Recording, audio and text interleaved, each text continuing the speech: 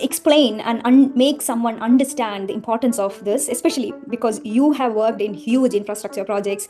There will be obviously commercial pressures, but at the same time, you would also need to balance the sustainability outcomes, right? So, what is your experience in this regard, especially when you are dealing with huge projects and the talk about sustainability in that?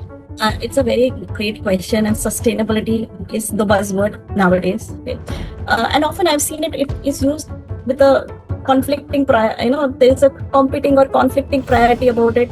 But mainly, as you've already rightly pointed out, it's something which should be there. Okay, so I feel as it should be something which should be embedded in the initial decision making from the outset, Yeah. because I strongly believe that the best solutions come with a balance of social, economic, and environmental balance. These are the three pillars, if you want to say, about sustainability. And what I do is my role is to work with the client and the team to showcase the value that the sustainability brings and treat it as a long-term value creator, rather than a short-term cost.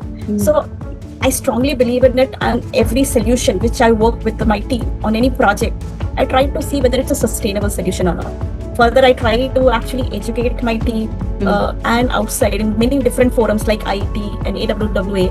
I've given sessions on how sustainability helps, giving examples of the sustainable solutions which I have actually led, engineered along with my team to spread, so like sustainable water infrastructure, how we can ensure a clean water supply by having a sustainable infrastructure. So I've always passionate about this topic, and I try to give a lot back to the society in terms of some sessions. So I'm trying to do one with the college also, because they said, can you do something on sustainability? And I said, yes, I can easily, because I have hundreds of projects to showcase, telling how these three pillars of social, economic, and environment, how would these three boxes are being ticked.